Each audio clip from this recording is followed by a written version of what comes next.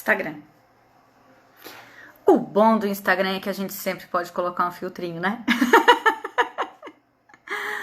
Boa noite para todos, para todas e para todes. E eu esqueci que esse celular não salva. Então deixa... Bom, vamos nessa, né? Vamos tentar ver o que acontece.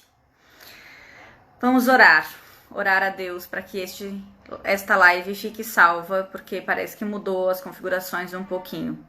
Vamos solicitar que Deus seja bondoso, o Deus e o Instagram sejam bondosos e salvem esta live pra gente. Esta live ia ser feita lá no Facebook. Acontece que lá no Facebook não deu certo, a gente não conseguiu fazer ela funcionar, então a gente veio pro Instagram. Deixa eu só ajeitar aqui um pouquinho que eu preciso no Instagram funciona um pouquinho diferente aqui. E aí, então, não deu certo no Facebook, a gente teve que migrar para o Instagram, certo? Essa live é a nossa live sobre o Dia dos Professores. E aí eu não podia deixar, podia procurar outras pessoas, outras professoras, para a gente conversar sobre isso, sobre esse tema tão importante. Só que eu tenho a melhor professora do meu lado. E a professora que foi a primeira professora da minha vida, e não foi professora só de língua portuguesa, e não foi ela não me ensinou só o prazer da leitura, ela não me ensinou só o prazer de escrever bem, de ler e de saber me comunicar através das palavras, mas ela me ensinou qual é o meu lugar no mundo, ela me ensinou quem eu sou, ela me ensinou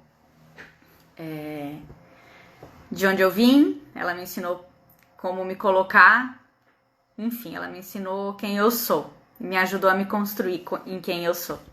Oi, Jéssica, um beijo, meu bem. Oi, Margarete também, que já tá aqui.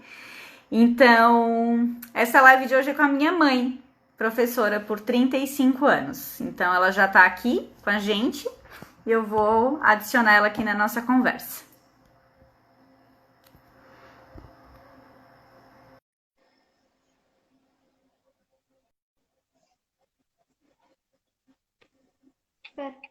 Oi? Tá vendo só? Tem que aparecer aqui. Tá deitado, mãe, pra ti?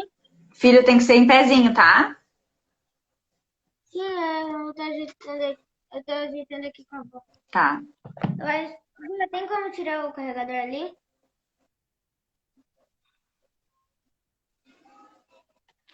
Vou botar mais um pezinho que tem pra ficar melhor. Deixa a mãe levantar aqui um pouquinho o celular da mãe também. Pronto? Perdeu ali. Será que não vai cair? Não. Tá tudo certo, mãe? Tá tudo certo. Vocês estão vendo o rosto da mãe direitinho ou como é que tá? Tá muito bonito. Então tá bom. Bem-vinda, mãe, ao meu Instagram. Bem-vinda a essa nossa live. Que bom Até que enfim. que bom te ter aqui, que bom te ter comigo. É um prazer e uma honra poder fazer essa live contigo. Queria te dizer isso. Com essa mulher que eu admiro tanto, que eu tenho tanto orgulho de poder chamar de mãe, com quem eu aprendi não só a escrever, não só a ler, não só o prazer da leitura, mas muito mais que isso, né? Com quem eu aprendi a ser quem eu sou, com quem eu aprendo todos os dias ainda, com quem eu aprendi principalmente sobre política, né? Contigo e o pai. As pessoas me perguntam sempre, tá, mas de onde vem esse teu desejo por estar na política? E eu digo sempre que eu sempre estive no mundo da política, né? Contigo, com o pai, sempre ouvi sobre política, sempre estive nos ambientes de reuniões políticas, de comícios na época que a gente tinha. Sempre ouvi tu e o pai debatendo sobre esse tema e foi assim que eu fui entendendo a importância de estar nesse ambiente, de entender o que acontece conosco, né? O que acontece no mundo e onde as decisões são tomadas. Então, tudo isso eu aprendi contigo e sigo aprendendo, né? Porque todos os dias... Qual é o dia que tu não chega aqui me apresentando uma live, um texto, não me manda, não me compartilha alguma coisa e cobra, né? Minha filha, tu leu o texto que eu te mandei? Mãe, não deu tempo. Minha filha, você precisa ler o texto que eu te mandei. É importante. E aí, né, tenho que fazer as leituras porque mãe é mãe, né? E professora é professora. Professora, quando cobra, é porque é importante. E aí, a live de hoje, então, a gente vai falar sobre o Dia dos Professores. E o tema que eu escolhi, né? Assim, muito democraticamente, só que não, né, mãe? Foi sobre essas mudanças que a gente teve, né? Desde que tu começou a dar aula lá em 1970 para hoje, né? 2020. O que teve de mudança, assim, né? Como é que tu sente essa transição aí, lá da época que tu começou para hoje, assim? Eu lembro que quando eu era criança, tu já falava que já tinha acontecido muita mudança, né? Lembro que uma frase que tu dizia muito, assim, que era que saudade do tempo em que o professor era valorizado, que saudade do tempo em que o professor era respeitado. E isso quando eu era criança, né? Então, 1990 isso, né? E aí, se naquela época, que ainda era um pouco valorizado, tu já dizia isso, fico pensando como é hoje tu tá nesse lugar e ver como que tá a nossa educação no Brasil, né? Em Santa Catarina também. E em Tubarão, que não foge à regra, né? Então, te apresenta, conta pra gente quem tu é, né? Já falei de como eu te vejo, né? Agora conta pra gente como que tu te vê. E aí pode iniciar e contar aí a tua história. Então, muito bom participar, receber esse convite. E, uma vez professora, sempre professora, né? Minha vida foi sempre em meio aos livros, então não dá para tirar o professora nunca, né? E a gente sempre é professor de alguém, a gente está sempre ensinando e sempre aprendendo, né? Então, o professor é aquele que ensina. Então, a gente ensina os filhos, ensina os netos, ensina os amigos e aprende com todos que a gente se relaciona. Então, eu sou Zenaide, eu fui professora pelo estado de Santa Catarina, na verdade, sala de aula, por 18 anos. E eu ainda continuo dizendo que o melhor lugar que eu me senti na vida, o lugar onde eu me senti melhor na vida, foi na sala de aula junto com os meus alunos. E quando eu tive que sair da sala de aula por motivo de saúde, foi como se tivesse tirado um pouco de mim. E até hoje eu sinto muita falta, muita saudade daquele interrelacionamento com os alunos. Porque a sala de aula para mim era lugar de festa, de alegria. Tinha os momentos de ouvir, mas as minhas aulas geralmente eram participativas, né? Pelos alunos, havia muita troca. E, então, quando eu tive que sair desse ambiente, por motivo de saúde, foi como se uma parte de mim, que me era boa, me foi tirada. Mas eu consegui superar tudo isso, trabalhando na parte administrativa, elaborando projetos, como a criação de uma biblioteca, voltada para os alunos, e eu já fazia, quando eu estava em sala de aula, eu fazia o dia da leitura. Nós tínhamos digo eu porque era professor de língua portuguesa da escola. Então, eu tinha uma biblioteca e tinha um dia da semana que era o dia da leitura. E então, quando eu saí da sala de aula, eu vim para uma outra escola próxima da minha casa. Eu trabalhei na escola no Sagrado, quilômetro 60, por 13 anos. E aí eu tive um estresse por excesso de trabalho. É que o governo, para fazer certas economias, eles impunham aulas para preencher a tal da carga horária. Isso aí se tornou uma sobrecarga muito grande para mim e que resultou num estresse. E quem me tirou da sala de aula não foi nem o médico que era com quem eu me tratava. Foi a perita que me atendeu em Florianópolis, que na avaliação, o médico pediu 3 meses de licença e ela me deu os 3 meses de licença para ser renovado após os 3 meses e deu readaptação por 1 ano. Não foi nem o médico. Então, eu digo que foi um estresse em excesso, né? Devido à sobrecarga de trabalho. Mas, enfim, esses 18 anos foram anos muito felizes, apesar de muitas dificuldades para chegar até a escola. A minha primeira escola ficava num lugar chamado Morro dos Macacos. Hoje não tem mais essa escola, hoje já com a municipalização, né? As crianças já vão de ônibus para uma escola maior. E eu andava 5 quilômetros a pé, né?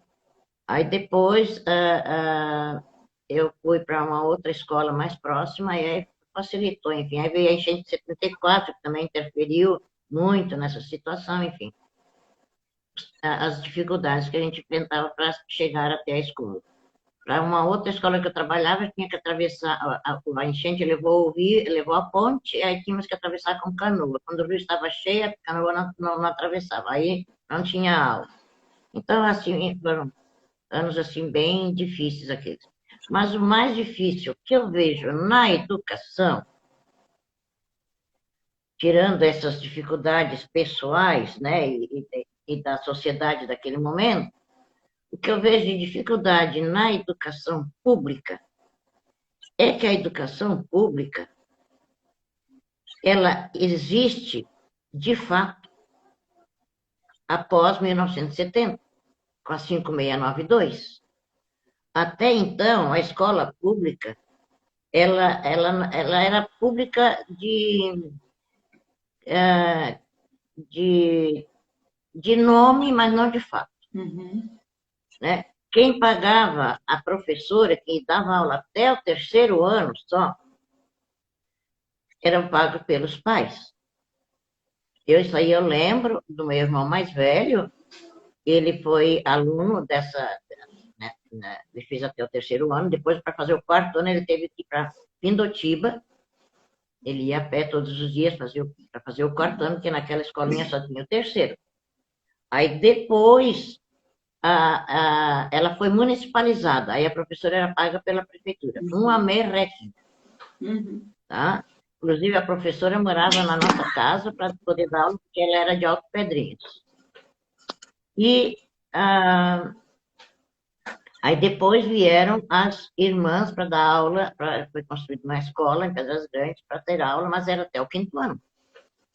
Não existia, além disso aí tinha orgiães, mas aí era o normal, né? E era assim, muito precário, e muito raro. Muito raro. A escola pública não existia, podia se. O povo não tinha escola. Essa é a verdade. Para quem quisesse estudar, tinha que ir para o convento ou para o seminário.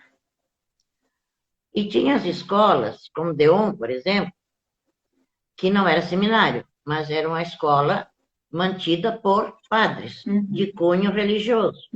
Então, quem trabalhava a educação no Brasil era a igreja. Ou as igrejas, porque tem outras igrejas também que também tinham escolas, como tem uma aqui na Pedro Zappellini. Adventista.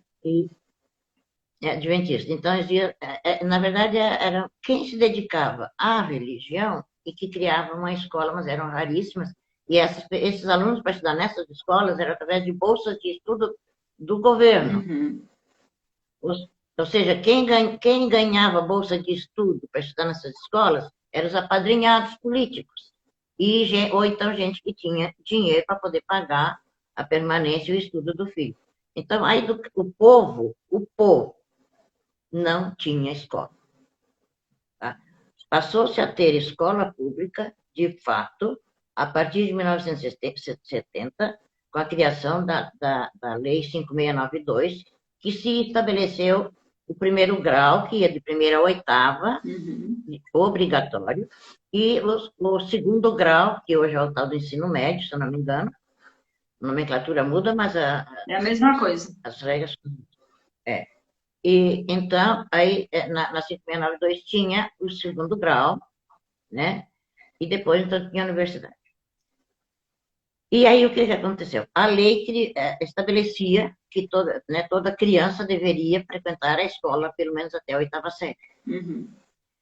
E foi se implantando a quinta, a sexta, a sétima, a oitava. Só que não existia prédio, não existia escola, não existia o prédio. Da estrutura. Né?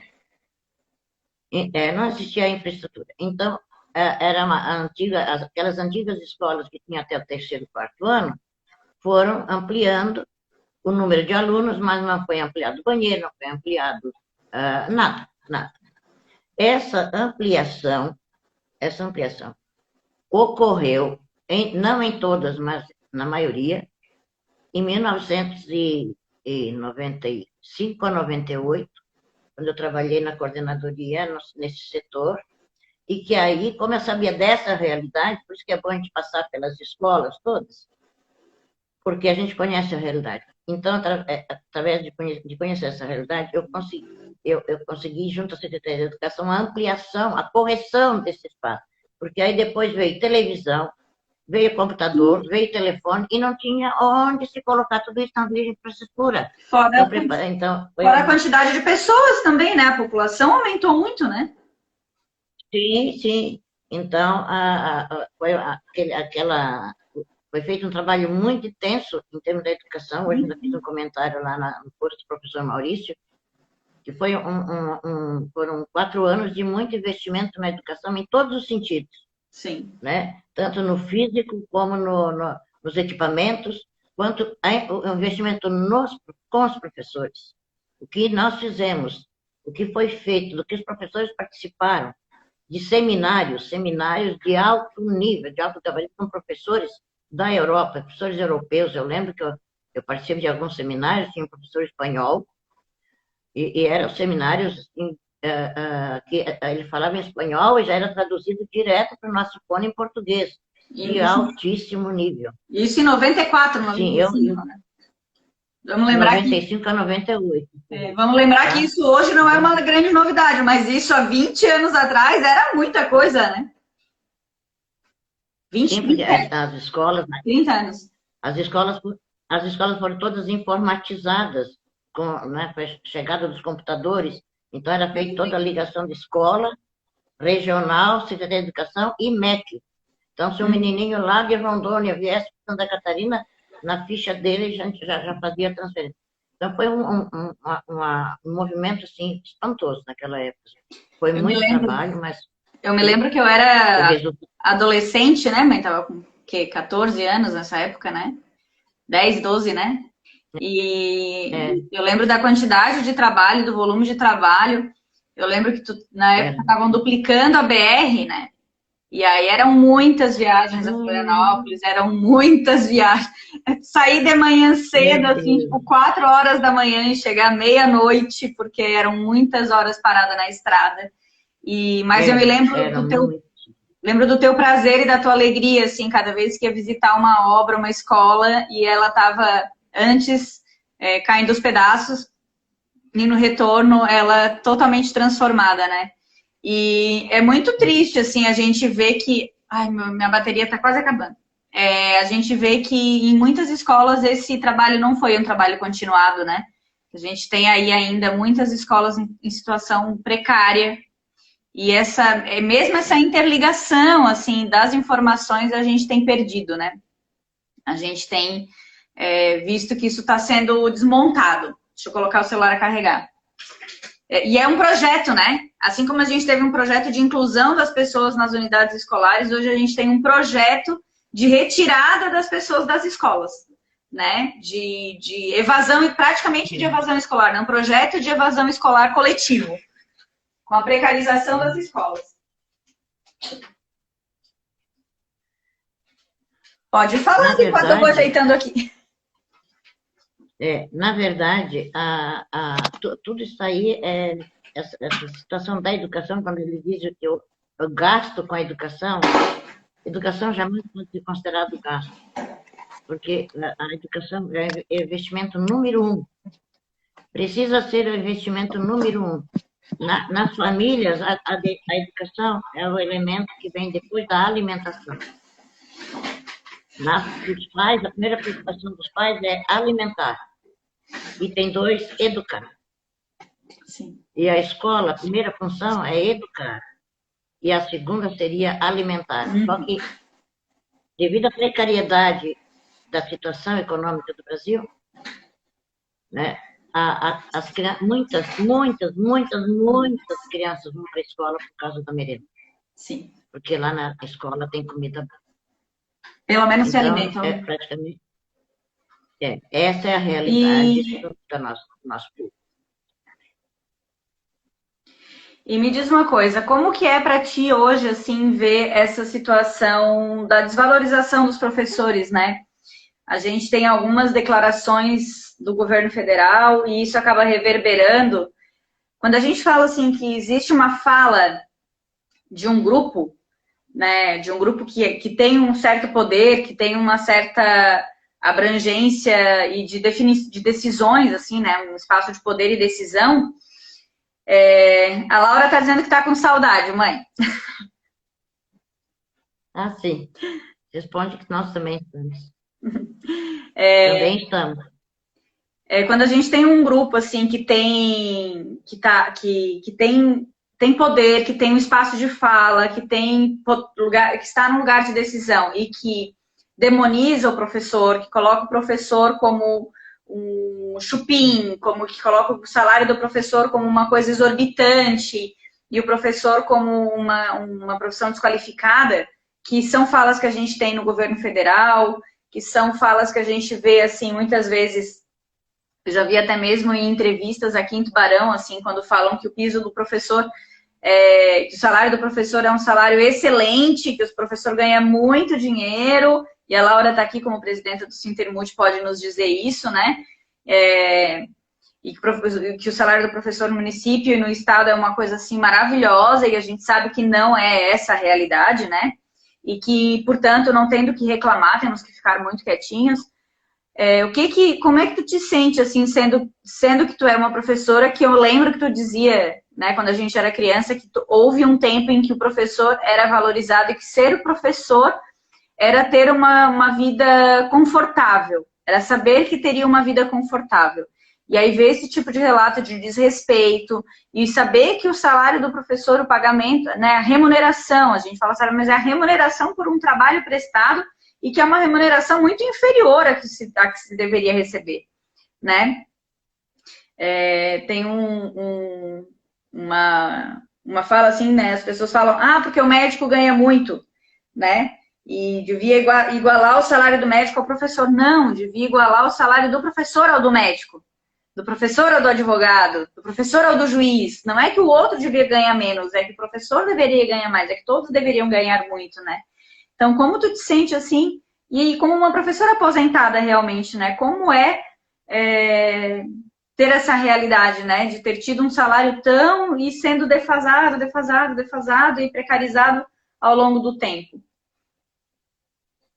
Na verdade, tudo isso aí vem da própria, do próprio sistema e de quem governa o Brasil e as instâncias governamentais, né? E pelo histórico do Brasil, a educação nunca foi prioridade, né? Porque tanto é que a Lei 5.692, que tornava obrigatório o ensino para todas as crianças, né? Era obrigação colocar o filho na escola aí, com essa lei. Mas essa lei, ela tinha um fundo filosófico que era preparação para o trabalho. Inclusive, tinha uma disciplina que era preparação para o trabalho, PPT. Né? Então, dentro da filosofia mecanicista, era preparar a pessoa para o trabalho, para ser operário. Não era preparar para ele progredir nos estudos e investigar e pesquisar. Não, era para preparar a mão de obra. Sim. A 5.692 para preparar a mão de obra, né? Tanto é que a promoção era automática, o aluno não reprovava. Menina, pode ele não chegava na oitava série. Tão parecido com uma coisinha que a gente tem vivido, né? Eu trabalhei, por exemplo, com um aluno de oitava série que escrevia, mas não sabia ler. Ou se escrevia e lia, mas não sabia interpretar. Não conseguia fazer a transição da interpretação. Né? Isso eu tive muitos, né, na oitava série. Então, isso vem, a realidade da educação hoje, eu volto, ela vem de sempre, desde sempre. Uhum. Né? Desde sempre. Primeiro foi assumida pelos jesuítas, até 1759, quando o Pombal retirou os jesuítas, e aí eles fecharam as escolas, e aí não ficou ninguém para ensinar ninguém, né? E aí ficou de 1759 até 1824, sem ninguém falar em nada. Quem ensinava, o filho ensinava, quem não ensinava, não ensinava. Quem tinha dinheiro mandava os filhos para a Europa. Tá? E não existia educação, né? Aí depois de 1824, com Dom Pedro I, que ficou aqui no Brasil, então começou-se a pensar alguma coisa nesse sentido, né? E aí, no dia 15 de outubro de 1827, foi assinado um decreto, instituído um decreto, onde se aparece a primeira vez a palavra professor, né? Então, foi criado um decreto que determinava a construção de prédios escolares em todas as cidades, vilas e lugares, ou seja, na agricultura, lá na fazenda, e professores e seus proventos, mas não dizia de onde que vinha esse provento. Aí é que vinha dos pais para isso, tá? Aí, só vê bem, de 1827, só em 1947, 120 anos depois, é que foi criado, que surgiu o Dia do Professor, por uma sugestão do professor Salomão Baquer, de São Paulo, que promoveu um evento lá e para fazer a homenagem aos professores. Então, de 1947. E em 1963, o presidente João Goulart assinou um decreto oficializando o dia 15 de outubro como Dia do Professor. Então, essa data nasceu lá em 1827, mas foi oficializada em 1963, tá? Então, a educação, ela sempre foi abandonada. Ela não existe, ela nunca fez parte do orçamento. Ela nunca fez parte do contexto da roda, da onde vai as fatias, para onde que vai o dinheiro que entra com os impostos. Ela não fazia parte nessa divisão desse bolo, tá? Então, tem um senhor que deveria ser muito estudado por todos os professores. O nome é Anísio Teixeira. Esse foi o idealizador da escola pública no Brasil. Essa escola pública que temos hoje foi idealizada por ele, só que ele tinha uma visão mais ampla. Inclusive, tem uma escola na Bahia, porque ele era da Bahia. Não sei se porque ele era da Lagoa, mas o trabalho maior dele foi na Bahia. Tem uma escola lá ainda, que foi a primeira escola construída na época como escola modelo, está lá e é mantida pelo Estado ou pela Prefeitura hoje. Quem coordena é uma filha dele, que está com bastante idade já também, e seria a escola que seria um modelo assim, para atender o povo, a população carente, né, que não tinha nada. Então, ali tem o setor da biblioteca, todos os setores, né? E era uma escola de dia inteiro. Tá? Depois, a história, eu só vou dizer assim, para quem é professor e quiser conhecer a história da educação no Brasil, pesquise Anísio Teixeira, Educação Brasileira. Tá? Vão saber, inclusive, como foi que ele morreu, que até hoje não tem explicação para a morte dele do acontecido. Mas a educação pública, eu costumo dizer que a educação pública no Brasil, com Anísio Teixeira, que ele é mais antigo, mas ele muito atualizado, ele fez um quarteto muito forte, de 1950 em diante. O Anísio Teixeira, o Paulo Freire, o Darcy Ribeiro e o Florestan Fernandes. Estes 4 cidadãos marcaram a educação pública no Brasil. A educação que nós temos hoje, nós devemos muito a esses pensadores e outros mais, mas esses aqui foram aqueles que enfrentaram o sistema, enfrentaram o orçamento, enfrentaram políticos, enfrentaram as barreiras que tinha pela frente, né? E conseguiram alguma coisa? Conseguiram. Né? Conseguiram muito com relação ao ensino universitário no Brasil, por exemplo, né? Porque também não existia, eram raras, umas e outras, né? E, então era só para alguns, né? aqueles bem selecionadinhos aqui para a universidade. O povo não tinha nada. O povo era para trabalhar. O povo e ainda é. O povo começou a ter oportunidade a partir de 2002, com a eleição do nosso querido presidente Lula, né? E aí a gente começou a ter o sistema de cotas, a gente começou a ter ProUni, a gente começou a ter uma democratização. E estamos perdendo todos esses direitos e todos esses acessos. Essa é a grande realidade. Estamos perdendo tudo aquilo que conquistamos. Estamos voltando a uma educação mecanicista, a uma educação para o trabalho e para o operário. Estamos nos tornando operários novamente. Então, como eu vejo a educação... Por isso o ódio a Paulo Freire, por isso o ódio a Darcy Ribeiro, né? Tudo isso tem um fundamento, isso tudo tem um objetivo, né? Eu fiz questão de colocar esses nomes, porque hoje eles são rebatidos, são condenados até. Sim, são condenados. Né? O professor no Brasil é condenado, né? Ele é chamado de vagabundo, de vadio, de maconheiro, de várias coisas, assim, né? Coisa que, meu Deus, quem é que chega em algum lugar sem um professor? Né? E as pessoas demonizam os professores, né? Uma coisa... Agora, com esse tempo de pandemia, teve gente querendo cancelar o salário do professor porque o professor não estava trabalhando. Como assim não está trabalhando? O material continua chegando, o professor está tendo que se reinventar. Quem está podendo acompanhar a aula das crianças em casa, está vendo que é um trabalho sobre-humano que os professores têm feito. E a gente tem que chegar lá. Na verdade, eu estou trabalhando muito mais. Eu digo sempre que eu quero chegar na escola dos meus filhos e dizer assim, ó, pelo amor de Deus, dupliquem o salário desses professores, porque o que eles estão fazendo é um trabalho que não tem, assim, não tem preço, tem valor e é uma coisa sobre-humana e eles estão mostrando, assim, o amor e a paixão que se tem pelo trabalho e por todas as crianças, porque... É uma coisa inacreditável. Aí a gente vê realmente quando tu fala de como a sala de aula era o teu lugar de prazer, né? Eu sei bem o que é isso, porque é como eu me sinto quando eu estou atendendo um parto, por exemplo, né? Ou quando eu estou numa obra, vendo um projeto meu ser levantado. É muito ou uma casa já pronta, né?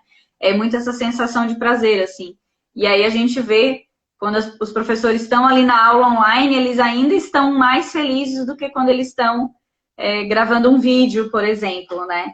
E a gente vê no olho deles, ou quando a gente conversa com eles pelo WhatsApp para resolver alguma coisa, é a saudade que eles estão sentindo de estar com os alunos, né?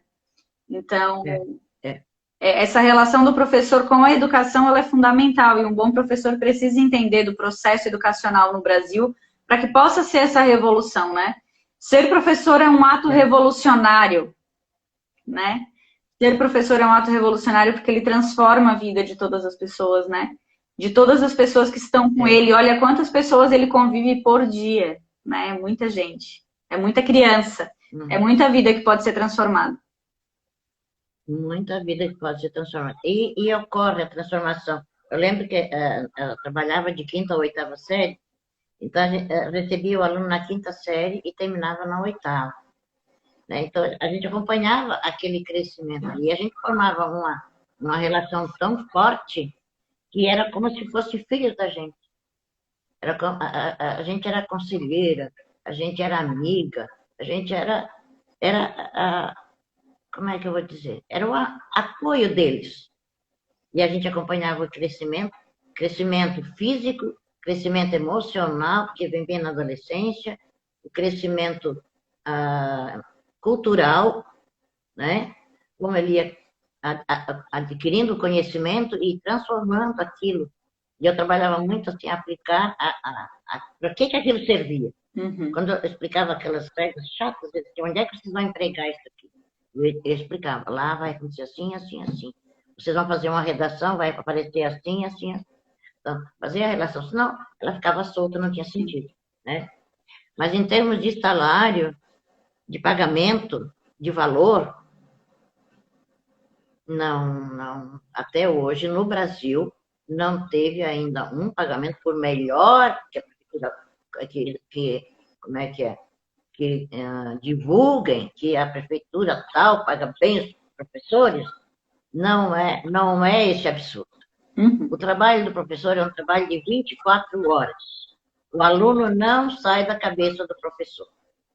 O professor pode até tomar uma cervejinha, ir lá para a banda de samba, para a roda de samba, arejar um pouquinho, mas terminou ali, o aluno volta. É como filho, não tem como. Pelo menos no meu caso e nas minhas amigas com quem eu converso, é assim. A nossa vida gira em torno desse, por isso a gente forma uma relação quase que de mãe e filho, de pai e filho. Porque esse acompanhamento dessa evolução, esse crescimento.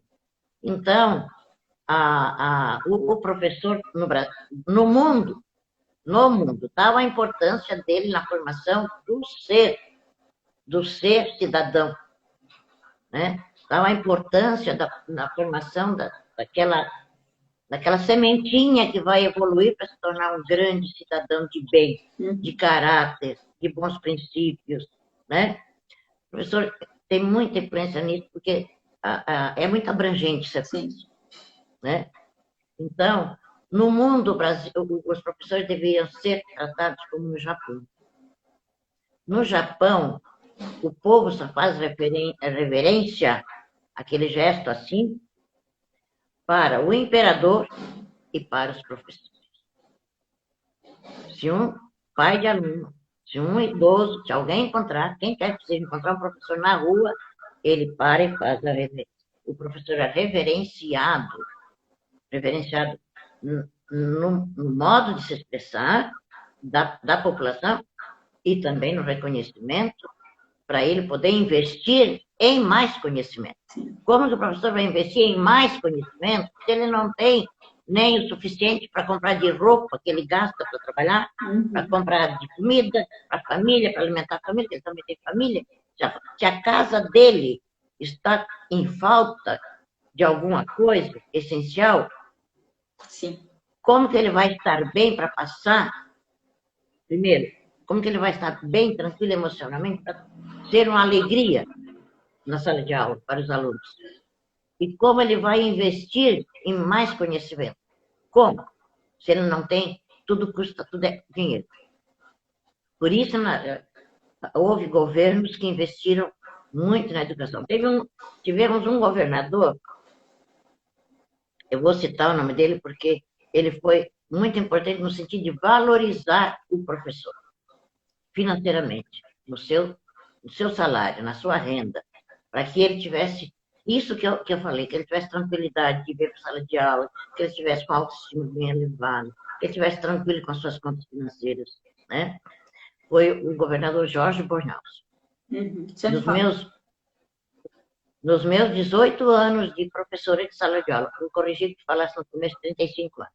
Eu tive 18 anos de sala de aula e mais 10 no serviço público, na administração. Então foram 28, tá? Então, nesses meus 28 anos de trabalho como professora do Estado, em termos de dinheiro, de reconhecimento financeiro, de valor financeiro, foi o Jorge Bornhaus. Eu lembro que na época do Jorge, eu comprei um apartamento ao lado da catedral, e eu ganhava tão bem que eu pude financiar em 18 anos. Olha só. Passando 10 anos, com o que eu ganhava, eu não conseguia não conseguiria financiar a cozinha do apartamento. Uau! Uma defasagem de hoje. E isso continua até hoje. Isso continua até hoje. Entendeu? Eu lembro que pouco tempo depois, assim, pouco tempo depois, não era tão pouco tempo depois, né? Porque eu já tinha nascido, já estava um pouco criada, já tinha noção um pouco mais de dinheiro, apesar de que a gente sabe que eu era bem metida nessas coisas. Eu lembro que eu perguntava assim, mãe, mas como que tu conseguiu ter um apartamento aqui no centro da cidade e a nossa casa? Que a nossa casa era uma casa boa, grande, né? Como que tu deu conta de fazer tudo isso? Aí eu lembro que tu dizia, eu só consegui comprar porque a gente teve um governador que valorizou financeiramente o nosso trabalho, que foi Jorge Bornhausen. E olha que Jorge Bornhausen é assim, né, de um partido de direita, extrema direita, conservador, mas é importante que se diga que nesse sentido ele foi um bom governador, né? Pode não ter sido em qualquer outro sentido, mas com relação aos professores ele foi um bom governador. Com relação aos professores, foi muito bom, porque E as irmãs dele eram todas professoras. E ele, então, todo dia 15 de outubro, durante o governo dele, dia 15 de outubro, ele ia para a televisão, fazer homenagem, cumprimentar os professores e dar o aumento para os professores, o reajuste. Isso ali foi metódico. Tá? Foi assim, então ele marcou muito nesse sentido.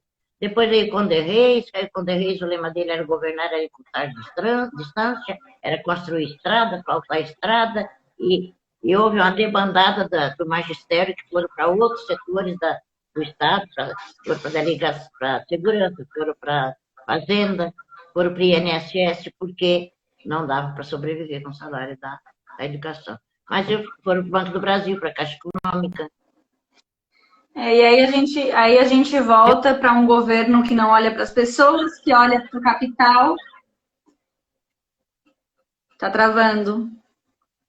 Alguém aqui na nossa casa deve estar consumindo a nossa internet, né?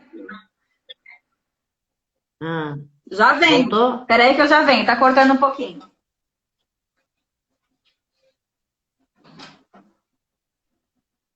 Não dá? Não dá.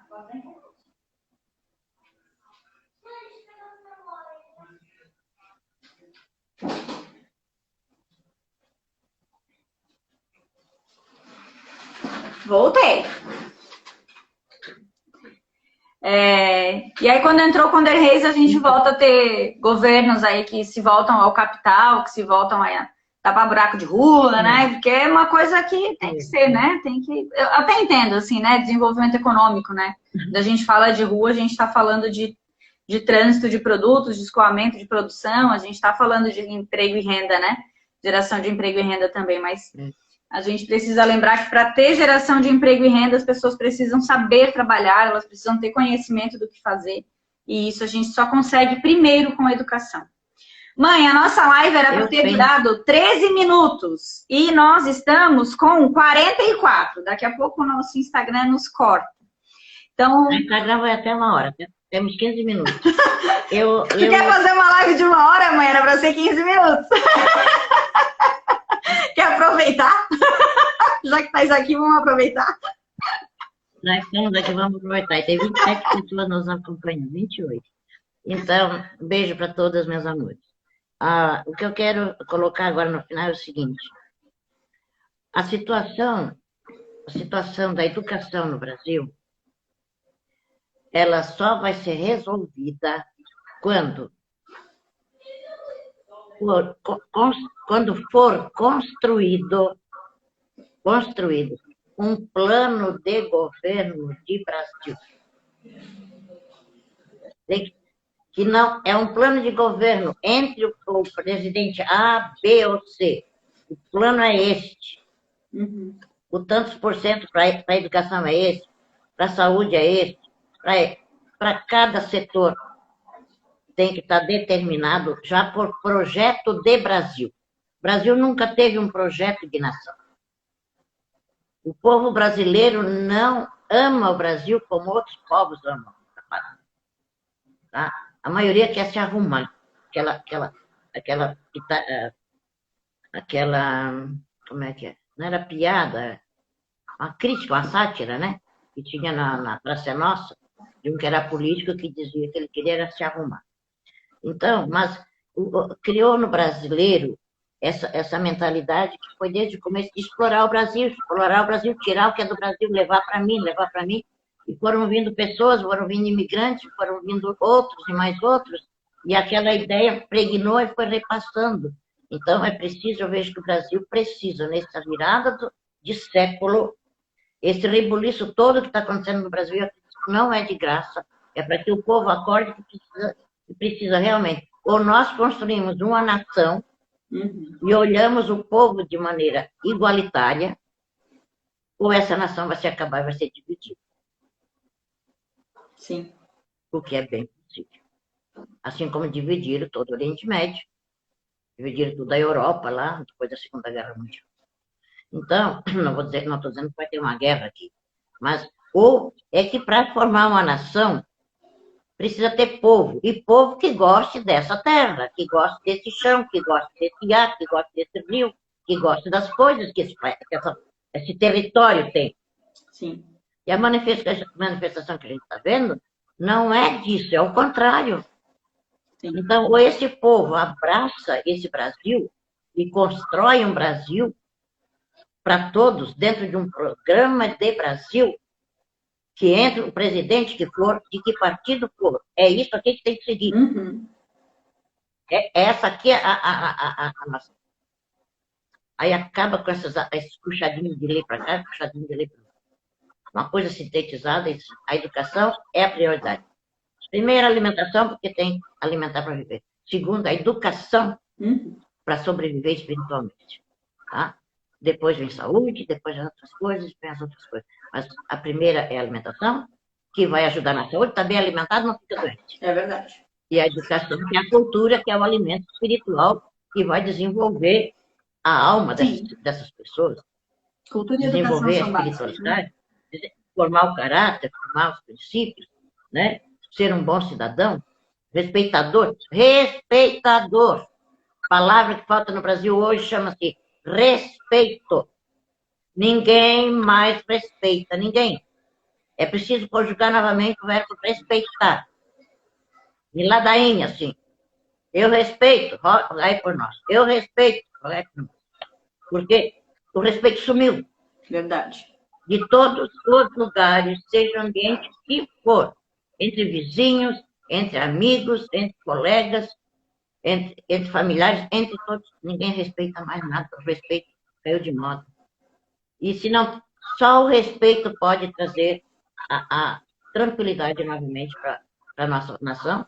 E para ter uma educação, se não tem respeito, como é que vai ter educação? É o que a gente tem visto, né? Agressão aos professores, agressão...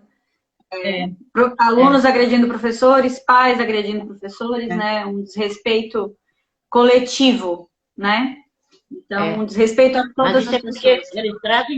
Eles trazem de fora para dentro da escola. Sim, sim. O problema é que a realidade lá, na sociedade, está assim, eles transferem para dentro, porque a escola é um reflexo da sociedade. A gente tá vivendo um momento nacional de um ódio, né? Um discurso de ódio muito grande, um discurso de ódio muito forte a todas as pessoas, né? No fim, as pessoas não sabem mais nem o que elas estão odiando, né? Elas odeiam umas às outras e basicamente a si mesmas, né? Essa é a grande realidade. Mãe, mas queria te agradecer pela oportunidade de estar aqui contigo. Vamos fazer outras lives, acho que tu tens muito a contribuir, né? E tu devia fazer live sozinha também, não precisa esperar, né, que eu te convide para fazer live, abre teu Instagram e vai, né? Abre. Eu vou ter que aprender. Preciso aprender. Abre e faz, porque tu é uma mulher muito inteligente, tu é uma mulher muito competente em tudo que tu faz, uma mulher de muita responsabilidade, responsabilidade até demais com todas as coisas. E é uma mulher que eu admiro com todos os minhas células, meus pelos, os meus poros e com todos os meus neurônios. Quando alguém diz que admira alguma faceta minha, eu sempre lembro que essa minha faceta, ela é uma parte de todas as tuas outras multifacetas. Então, eu sou um reflexo daquilo que eu aprendi e aprendo todos os dias contigo. É isso mesmo, Liz. O professor perdeu a capacidade até mesmo de defender os alunos vítimas de bullying, né? Quando a gente fala que a gente não pode falar né, no Plano Municipal de Educação, e agora na Constituição também está tramitando, né? Na Constituição Estadual, que não se pode falar de gênero em sala de aula. Então, tu imagina um professor vendo um aluno sofrer discriminação pela orientação sexual, né? E pelo seu gênero, tu não poder defender um aluno que está sofrendo e sendo agredido, tu enquanto professor.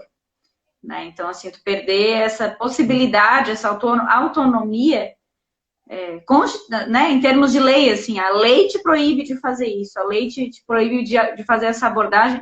E imagina tu como professora de adolescentes, né, mãe? Essa era uma outra coisa interessante que eu ia trazer. Tu, como professora de adolescente, sempre soube conduzir muito bem a nossa adolescência, né? Eu, como mãe de 3 crianças, as pessoas me dizem: Ah, e aí, adolescência, tá preparada para adolescência? E eu sempre digo, eu tô muito curiosa. Eu tô muito ansiosa para que chegue de uma vez, porque eu sempre aprendi que a adolescência é um momento lindo, mágico e cheio de descobertas, porque foi assim que isso foi passado para mim. E quem me passou isso foi tu, né? Com o prazer que tu tinha de conviver com aquele monte de adolescente de quinta, oitava série, cheio de hormônios e cheio de curiosidades. E a forma como tu sempre conduziu isso sempre foi uma forma muito bonita. E aí, quando a Maria Liz traz essa situação, né, do bullying, em especial com a situação dos gêneros, né? Não só o gênero feminino, mas todos os outros gêneros, né? As crianças transgênero, os adolescentes transgênero e com orientações sexuais diversas, né? Tu ter um professor de adolescentes com esse impedimento, imagino que não deva ser uma situação fácil, né? Trabalhar com adolescente é... Travando. Esse horário da noite a internet sempre tá assim, né?